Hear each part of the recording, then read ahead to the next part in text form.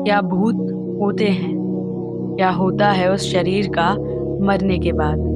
कहाँ जाती है वो आत्माएं? क्या कभी सोचा है आपने? अगर नहीं सोचा है तो अब सोचिए। क्या भूत होते हैं?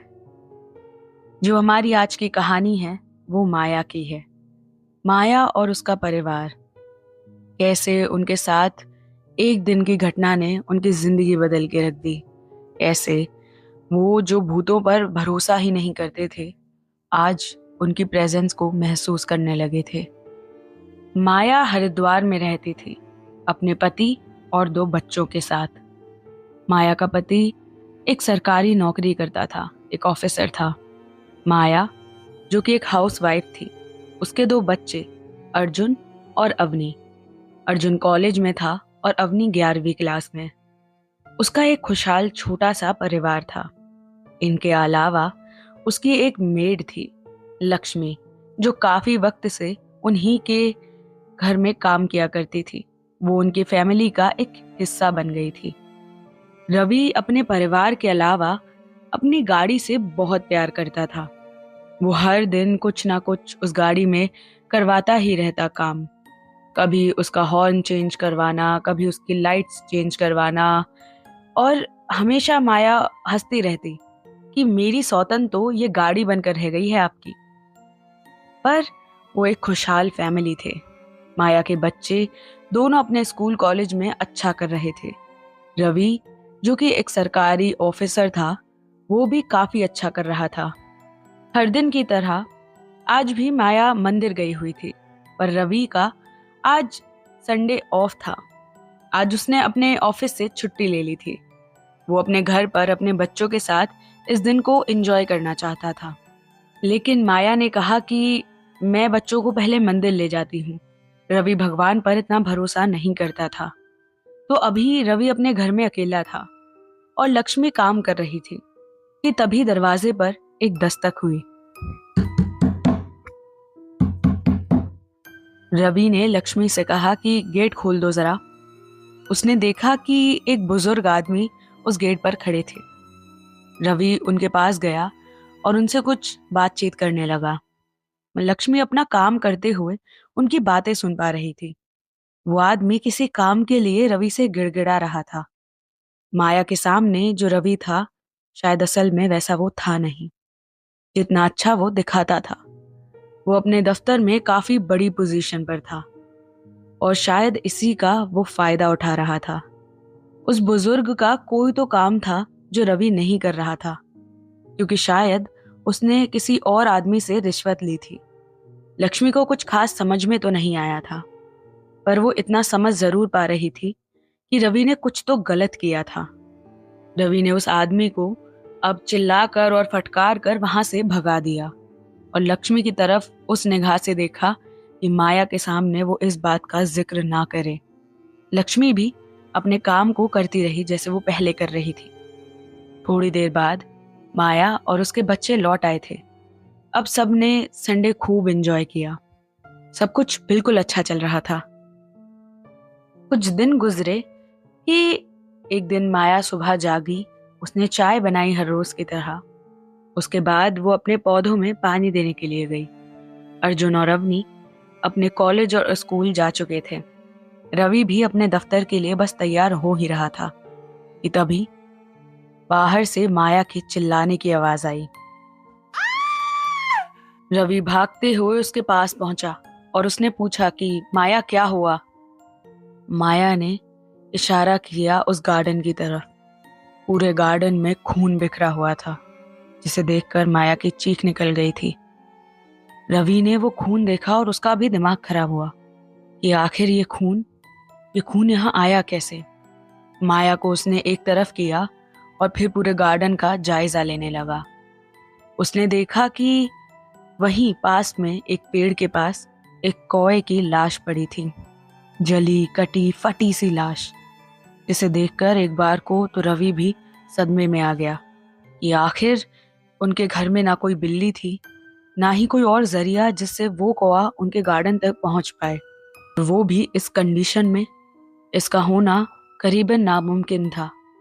पर अब रवि ने उसे वहां से हटाया और माया से कहा कि हो सकता है कुछ किसी पक्षी का ये शिकार हो और गलती से उसके पंजों से यहाँ गिर गया हो। हालांकि रवि के पास भी इसका कोई एक्सप्लेनेशन नहीं था। उसने माया से कहा हो गया होगा कुछ, ये गार्डन साफ कर दो और मैं जा रहा हूँ दफ्तर। रवि अपने दफ्तर चला गया और माया ने पूरा गार्डन साफ किया, जिसके बाद वो अंदर अपने कमरे में चली गई। पूरे दिन उसके जहन में यही रहा कि आखिर ये कौवा वहां आया कैसे, पर इसका कोई जवाब था नहीं। धीरे धीरे वो इस बात को भूलने की कोशिश कर रही थी, पर इसी दिन से उसके घर में कुछ अजीब चीजें होने लगी, जैसे दरवाजों का अपने आप खटकना और उन्हें खोलने पर वहां किसी का भी ना होना। इस सब से माया बहुत ज्यादा परेशान हो गई थी। उसे कुछ समझ में नहीं आ रहा था। एक दिन वो अपने उसी गार्डन में घूम रही थी कि उसकी नजर गई उसी पेड़ पर जहां उस कौवे की लाश मिली थी। वहीं पास में कुछ तो पड़ा था। थोड़ा गौर से जब माया ने देखा तो वो दो नींबू थे और उन दोनों पर कुमकुम लग रहा था, जिसे देखकर माया को थोड़ा बहुत समझ में आने लगा कि आखिर उसके घर में चल क्या रहा है। माया इस सब से बहुत परेशान रहने लगी। उसके घर में हर वक्त एक अजीब सी बदबू आती रहती, एक अजीब सी गंध, जिसकी वजह से उसने अपना पूरा घर उथल पुथल कर दिया। हर सामान को हटाकर देखा, जैसे जैसे मरे हुए चूहे की बदबू। पर उसे ना तो वो चूहा कभी मिला और ना ही उस बदबू का कोई और स्रोत। वो बदबू उसके घर में अब कांस्टेंट आती रहती। इस सब से वो, रवि, अवनी, अर्जुन सब बहुत परेशान थे कि आखिर ये सब उनके साथ क्यों हो रहा था। माया ने इस दौरान कुछ पंडितों से बात भी की थी, लेकिन कोई भी इसका कोई उपाय उसे नहीं बता पा रहे थे। धीरे धीरे माया, रवि, अर्जुन, अवनी सबके बीच में लड़ाइयां होने लगी, बेवजह बिन बात के लड़ाइयां। जब लड़ाई खत्म हो जाती तो वो सब सोचते कि आखिर इतनी सी बात पर हम इतनी देर कैसे लड़ लिए। वो परिवार जो एक वक्त इतना हंसी मजाक खुशहाल परिवार था, आज एकदम बिखर के रह गया था। कोई भी माया की मदद नहीं कर पा रहा था। उसने कई तांत्रिक, कई पंडित, कितने ही लोग ना अपने घर में लाए, पर कोई भी इस समस्या का समाधान नहीं कर पा रहा था। फिर एक दिन अवनी का बर्थडे था और माया काफी दिनों से बहुत परेशान थी। उसने फाइनली घर का माहौल ठीक करने के लिए अवनी का बर्थडे मनाने का सोचा अच्छे से। उसने बहुत तरह तरह के व्यंजन बनाए, खाने की बहुत सारी चीजें बनाई। खुश थे वो लोग उस दिन। उसी दिन शाम को उसके घर के दरवाजे पर दस्तक हुई। जब उसने दरवाजा खोला तो दो किन्नर बाहर खड़े थे और दोनों ही उसे पानी के लिए कह रहे थे। माया उस दिन अपनी बेटी के जन्मदिन पर बहुत खुश थी। उसने उन दोनों को आविज्जत से अपने घर में बुलाया और उनसे कहा, पानी ही नहीं, आप आज खाना खाकर जाइए, आज मेरी बेटी का जन्मदिन है। दोनों किन्नर काफी खुशी से उसके घर के अंदर आए, लेकिन उसके घर के अंदर आते ही उनके चेहरों के एक्सप्रेशंस एकदम बदल गए थे। उनके चेहरे पर एक अजीब सी उदासी आ गई थी। उस वक्त उन्होंने कुछ भी नहीं कहा। जब माया ने उनका आदर सत्कार किया, उन्हें खाना खिला दिया, उसके बाद जब वो जाने लगे तो उन्होंने माया की तरफ मुड़कर कहा, बेटा तुम्हारे घर में कोई तो समस्या है जिसका समाधान करना बहुत आवश्यक है। किन्नरों की ये बात माया को और परेशान कर गई। उसने उन्हें अब तक जो भी हुआ वो सब कुछ बताया। गार्डन में वो बिखरा हुआ खून और घर के दरवाजों का ऐसे ही खटकना, उनके बीच की लड़ाइयाँ, उस दिन उस पेड़ के पास मिले वो नींबू। इस सब को सुनकर और उस बदबू को उन्होंने भी महसूस किया था। इस सब को सुनने के बाद उन्होंने माया से कहा, हमें पता है इस घर में कुछ तो गड़बड़ है। जब हम इस घर में घुसे थे तो वो बदबू हमें भी आई थी, और ये बदबू कोई आम बदबू नहीं थी। ऐसी थी जैसे शमशान में मुर्दा जलता है। इस घर में जरूर किसी ने काला जादू किया है। माया ये सुनकर रोने लगी और उसने उनसे उपाय पूछा इसका। किन्नरों ने कहा कि अभी इसका उपाय करना थोड़ा मुश्किल है। अभी हमारे गुरु यहाँ से बाहर गए हुए हैं, पर वो जैसे ही लौटेंगे हम उन्हें तुम्हारे पास ज़रूर लेकर आएंगे, इस घर में ज़रूर लाएंगे।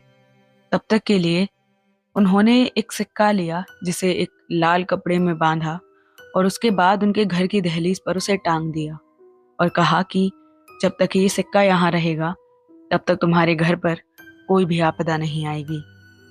ये कहकर वो किन्नर वहां से चले गए। लेकिन उसी रात जब माया सो रही थी उसे आवाज आई उस सिक्के के गिरने की। माया डर के मारे जाग गई। उसे उस सिक्के के गिरने की आवाज बहुत साफ सुनाई दी थी और कुछ देर बाद ही उसे अपने घर में ऐसी आवाज आई जैसे कोई उसके आंगन में चल रहा हो। उस पूरी रात माया हनुमान चालीसा का जाप करती रही। बहुत डरी हुई थी वो उस रात। वो ना तो रवि को जगा पा रही थी और ना खुद सो पा रही थी। अगले दिन उठकर उसने देखा कि वो सिक्का नीचे गिरा पड़ा था और कल तक जो सिक्का एकदम सही था आज वो लाल कपड़ा वहीं जला पड़ा था और वो सिक्का एकदम काला हो गया था। तभी माया को याद आया कि वो किन्नर उसे अपना नंबर देकर गए थे। उन किन्नरों से उसने फोन मिलाया और उसने कहा कि आपके गुरु आ गए हैं क्या? कल रात को आपका दिया हुआ सिक्का गिर गया और वो सिक्का एकदम काला पड़ चुका है। सुनकर उस किन्नर की भी हालत खराब हो गई। उसने तुरंत उसे एक पता दिया। माया वहां पहुंची तो उसने देखा कि एक पंडित जी ध्यान में बैठे हुए थे। माया के आते ही उन्होंने आंखें बंद करे हुए ही उससे कहा, बैठ जाओ बेटा। माया 2 मिनट के लिए तो दंग रह गई कि पंडित जी की आंखें तो बंद थी। फिर पंडित जी ने मुस्कुराते हुए कहा, तुम आने वाली हो इसका अंदाजा था बेटा मुझे। जिन्होंने तुम्हें यहाँ का पता दिया है उन्होंने थोड़ा बहुत तुम्हारे बारे में मुझे बता दिया। और अब तुम मुझे बताओ कि ऐसी कोई घटना तुम्हारे घर में हुई हो अभी जो तुम्हें शायद अब याद नहीं आ रही पर कुछ अजीब हुआ हो। इस बात को सोचते हुए माया ने थोड़ा अपना दिमाग चलाया और उसने कहा कि पंडित जी ऐसा तो मुझे कुछ याद नहीं आ रहा है पर कुछ वक्त पहले रवि एक ट्रिप पर गए हुए थे। उस ट्रिप से लौटकर आने के बाद वो कुछ अजीब सा बिहेव करने लगे और उसी के कुछ दिन बाद मेरी काम वाली बाई लक्ष्मी वो भी हमारा घर छोड़कर चली गई। मुझे समझ में नहीं आ रहा कि आखिर हुआ क्या था पर जो भी हुआ था बहुत अजीब था। रवि का उस ट्रिप से अजीब सा आना और फिर उसके कुछ ही दिन बाद लक्ष्मी का नौकरी छोड़कर चले जाना। फिर पंडित जी माया के साथ उसके घर आए। उन्होंने उससे पूछा कि वो पेड़ कहाँ है जहां पर वो कौए की लाश तुम्हें मिली थी। तो माया ने उन्हें एक पेड़ की तरफ इशारा करते हुए कहा, वो वाला पेड़ है पंडित जी। जब पंडित जी उस पेड़ के पास पहुंचे तो उन्होंने कहा कि यहाँ कुछ तो गड़बड़ है। उन्होंने अर्जुन से कहा कि इस जगह पर एक गड्ढा खोदो। जैसे ही अर्जुन ने एक छोटा सा गड्ढा खोदने की वहां कोशिश की उसने देखा कि वहां पर एक पोटली रखी थी, एक लाल कपड़े में बंधी पोटली। जब उस पोटली को उन्होंने खोला तो उसके अंदर बहुत अजीब सामान था, कुछ बहुत ही ज्यादा अजीब। कुछ चूड़ियों के टूटे पीसेस, बिंदी, एक लाल खून से सना कपड़ा। ये सब देखने के बाद पंडित जी समझ गए कि वहां हुआ क्या था। माया के घर पर किसी ने बहुत बुरा काला जादू किया था जिससे उसके घर की सुख शांति सब कुछ छीनने वाली थी। माया को ये सब पता लगते ही वो रोते हुए पंडित जी के पैरों में गिर गई। मुझे बचा लीजिए, मेरे परिवार को बचा लीजिए पंडित जी, वरना हमारा क्या होगा। फिर पंडित जी ने उससे कहा, अब तुम मुझे लक्ष्मी के घर लेकर चलो। लक्ष्मी के घर जाते हुए रास्ते में उन्होंने एक शमशान को भी देखा। उसके बाद वहां पास में एक नदी भी थी। पंडित जी ने कुछ देर के लिए वहां गाड़ी रुकवाकर उस सामान को कुछ मंत्र बोलने के बाद उस नदी में बहा दिया, जिसके बाद वो लक्ष्मी के घर गए। पहले तो लक्ष्मी ने अपने घर का दरवाजा माया के लिए खोलना ही नहीं चाहा। उसने कई बार अपना गेट बंद किया, लेकिन माया ने हाथ जोड़कर उससे कहा, प्लीज लक्ष्मी मुझे अंदर आने दो, मुझे तुमसे कुछ बहुत ज़रूरी बात करनी है। लक्ष्मी भी पहले तो उसे नहीं अंदर आने देना चाहती थी, पर फिर उसने पंडित जी को भी देखा और पता नहीं उसे क्या हुआ, उसने वो दरवाज़ा खोल दिया। दरवाज़ा खोलने के बाद वहां माया ने देखा कि लक्ष्मी का पति एक खाट पर पड़ा था और ऐसा जैसे उसका किसी ने एक्सीडेंट किया हो। माया ने ये सब देखकर लक्ष्मी से पूछा कि आखिर हुआ क्या है? तुमने हमारा घर का काम भी छोड़ दिया और तुम्हारे पति की ये हालत किसने की? और तुम्हारा बच्चा, वो कहाँ है? ये सब सुनने के बाद पहले तो लक्ष्मी को बहुत गुस्सा आया और उसने कहा, अपने पति से पूछिए कि मेरा बच्चा कहाँ है। माया को कुछ समझ में ही नहीं आया। उसने लक्ष्मी से पूछा कि रवि को कैसे पता होगा कि तुम्हारा बच्चा कहाँ है? तो लक्ष्मी ने कहा, उसे मारने वाले वही तो हैं, तो उन्हें कैसे नहीं पता होगा कि वो कहाँ है और उसके साथ क्या हुआ। माया को ये सुनते ही शौक लगा। उसे समझ में ही नहीं आया कि आखिर रवि और लक्ष्मी का बेटा आखिर उसने क्या किया। तो लक्ष्मी ने उससे कहा कि आपको नहीं पता मेम साहब, उस रात जब साहब अपनी ट्रिप से लौट रहे थे तो उनकी गाड़ी से मेरे पति और मेरे बच्चे का एक्सीडेंट हो गया था और वो वहां से भाग गए, उन्हें बिना अस्पताल ले जाए। जब मुझे इस बारे में पता चला तो मैं भागकर वहां गई। वहां कुछ लोगों ने उस गाड़ी को देखा था जिस गाड़ी में साहब बैठे थे। वहां खड़े कुछ लोगों ने मुझे बताया कि उस गाड़ी पर एक स्टिकर था जिस पर लिखा था अर्जुन और अवनी की गाड़ी। ये बात मैं मानने को राजी नहीं थी कि साहिब की गाड़ी से ही इनका एक्सीडेंट हुआ है। मैं भागकर आपके घर पर आ रही थी मदद मांगने के लिए, लेकिन फिर मैंने देखा आपकी गाड़ी पर वही स्टिकर, अर्जुन और अवनी की गाड़ी। ये देखकर ही मैं समझ गई कि वो गाड़ी जिससे मेरे बच्चे की मौत हो गई और मेरे पति इस कंडीशन में आ गए, वो गाड़ी आपकी थी। और मैंने उस दिन सोच लिया कि पुलिस में जाने से कुछ नहीं होगा। साहब इतने बड़े आदमी हैं, उन्होंने उस दिन उस बूढ़े आदमी के साथ जो भी किया मैंने देखा था। मेरी वहां कोई नहीं सुनता, पर मुझे जैसे मेरी जिंदगी बर्बाद हुई वैसे आपकी भी करनी थी। मैं गरीब कहाँ जाती, किससे मदद मांगती? मेरी तो मदद करने वाले भी आप ही लोग थे, पर आप भी अब मेरी मदद नहीं करते। इसीलिए मैंने ये तरीका चुना, क्योंकि मैं नहीं चाहती थी कि अब आप भी खुश रहें। जैसे मुझसे मेरे बच्चे छिने, आपके भी बच्चे अब आपसे छिन जाएंगे। इस बात पर पंडित जी ने उससे कहा, बेटा, गलत करने का मतलब ये नहीं कि उसका बदला गलत से लिया जाए। तुम्हें पुलिस स्टेशन जाना चाहिए था। चाहे रवि कितना भी बड़ा आदमी हो, पर इंसाफ सबको मिलता है। तुमने जो काले जादू का रास्ता चुना, उससे भले ही माया की जिंदगी खराब हो जाती, पर खुश तुम भी नहीं रह पाती। फिर माया ने उससे पूछा कि तुमने मेरे घर में वो चीजें, वो अजीबोगरीब चीजें गाड़ी थी? तो लक्ष्मी ने कहा, हाँ, आपके घर से जाने के बाद मेरा बच्चा तो मैं खो ही चुकी थी। फिर मैं एक तांत्रिक के पास गई, जिससे मैंने कहा कि मुझे आपका और आपके परिवार का विनाश चाहिए, जिसके लिए मुझे कुछ चीजें लगती। मैं आपके घर में इतने सालों से काम कर रही थी। उस दिन जब पगार लेने के बहाने से मैं आपके घर आई, तो मैं आपके कुछ बाल, साहब के कुछ बाल और बच्चों की कुछ चीजें लेकर वहां से चली गई थी, जिससे मैंने ये काला जादू आपके घर पर करवाया। उसके बाद मुझे उसे गाड़ने में ज्यादा देर नहीं लगी। फिर से जब मैं उस दिन आपके घर अपना कुछ सामान लेने गई थी, उस दिन जाकर मैं उस सामान को वहां गाड़ कर आ गई। और उसके बाद जो हुआ वो तो आपको पता ही है। ये सुनकर माया को बहुत बुरा लगा। पहले तो ये कि रवि की वजह से उसके बच्चे के साथ इतना कुछ हो गया था और लक्ष्मी की पूरी जिंदगी बर्बाद हो गई थी। फिर माया ने कहा उससे, लक्ष्मी, अगर तुम मुझे एक बार भी बता देती तो शायद आज ना इस जगह तुम खड़ी होती ना मैं तुम्हारे पति का अच्छे से अच्छे अस्पताल में इलाज करवाती। और रही बात रवि की, तो गुनाहों से कोई नहीं बचता और रवि भी नहीं बचता अगर उसने ये किया था तो। उसके बाद माया ने रवि को लक्ष्मी के घर बुलाया। पहले तो रवि ने उससे पूछा कि लक्ष्मी के घर क्यों, पर माया ने उससे कहा, सवाल मत करो, यहाँ आ जाओ। रवि जब वहां पहुंचा तो उसने देखा कि उस दिन शायद जिससे उसका एक्सीडेंट हुआ था वो लक्ष्मी का पति था, जिसमें उसका बच्चा मर गया था।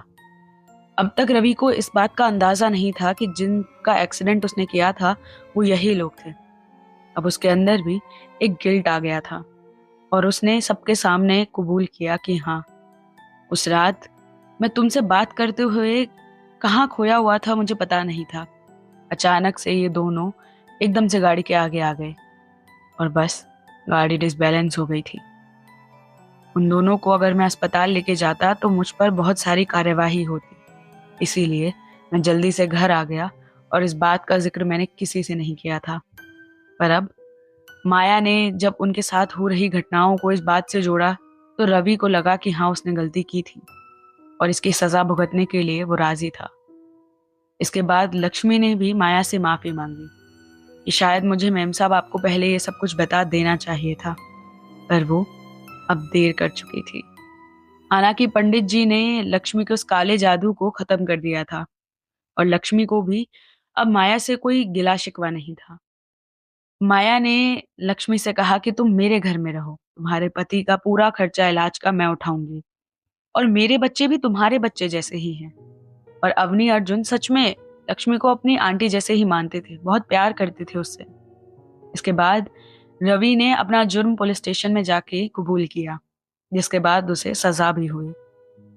कहते हैं बदले में इंसान अंधा हो जाता है। काश लक्ष्मी ने पहले जाकर माया से बात की होती, या काश रवि ने गाड़ी सही से चलाई होती, तो वो 2 जिंदगियां बर्बाद नहीं होती। उस एक्सीडेंट में सिर्फ उसने वो 2 जिंदगियां ही नहीं, अपनी, अपने परिवार की और लक्ष्मी के परिवार की कई सारी जिंदगियां उलझा के पटक दी थी। इस बात की सजा उसे मिलनी ही थी। इसीलिए कहते हैं गलत काम का गलत ही अंजाम होता है और हमें गलत करना नहीं चाहिए। मिलती हूँ तुम सबसे अगली कहानी में।